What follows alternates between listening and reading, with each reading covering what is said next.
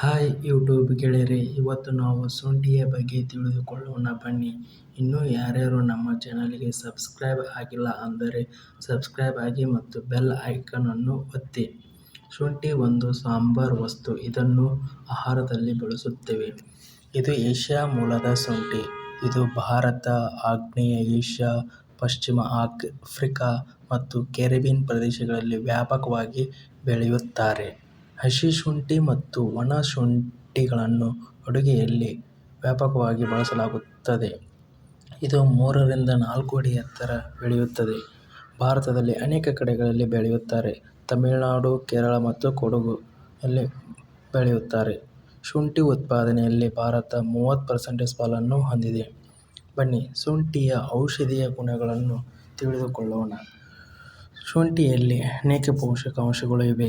Vitamin A, vitamin C, vitamin E, B complex, magnesium, phosphorus, sodium, ಕಬ್ಬಿಣ, ಸತು, calcium ನಂತಹ ಅನೇಕ ಖನಿಜಗಳು ಸಮೃದ್ಧವಾಗಿವೆ. ಶುಂಠಿಯು ಹೊಟ್ಟೆ ನೋವನ್ನು ಕಡಿಮೆ ಮಾಡುವಲ್ಲಿ ಸಹಾಯ ಮಾಡುತ್ತದೆ. ಶುಂಠಿಯನ್ನು ನುಣ್ಣಗೆ ಕತ್ತರಿಸಿ ಸ್ವಲ್ಪ ಉಪ್ಪು ಸೇರಿಸಿ ವಾರಕ್ಕೊಮ್ಮೆ ತಿಂದರೆ ನಿಮ್ಮ ಹೊಟ್ಟೆ ಕೂಡ ಸ್ವಚ್ಛವಾಗಿರುತ್ತದೆ. ಶುಂಠಿಯಲ್ಲಿರುವ ವಿಟಮಿನ್ ಬಿ6 ವಾಕರಿಕೆಯನ್ನು ನಿಯಂತ್ರಿಸುತ್ತದೆ.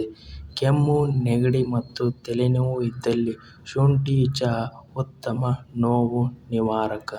ನಿಮ್ಮ ಚರ್ಮ ಸುಂದರವಾಗಿ ಮತ್ತು ಹೊಳೆಯುವಂತೆ ಮಾಡಲು ಬಯಸಿದರೆ ಪ್ರತಿದಿನ ಬೆಳಿಗ್ಗೆ ಖಾಲಿ ಹೊಟ್ಟೆಯಲ್ಲಿ ಒಂದು ಸಣ್ಣ ತುಂಡು ಶುಂಠಿಯನ್ನು ಉಗುರು ಬೆಚ್ಚನೆಯ ನೀರಿನೊಂದಿಗೆ ಸೇವಿಸಿದರೆ ನಿಮ್ಮ ಚರ್ಮ ಸುಂದರವಾಗಿ ಮತ್ತು ಹೊಳೆಯುತ್ತದೆ.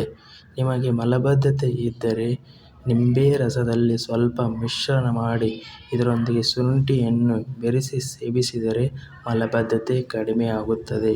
ಶುಂಠಿಯು ತೂಕ ಇಳಿಸುವಲ್ಲಿ ಸಹಾಯ ಮಾಡುತ್ತದೆ. ಈ ವಿಡಿಯೋ ನಿಮಗೆ ಇಷ್ಟವಾದರೆ ಪ್ಲೀಸ್ ಸಬ್ಸ್ಕ್ರೈಬ್, ಶೇರ್ ಮತ್ತು ಲೈಕ್ ಮಾಡಿ.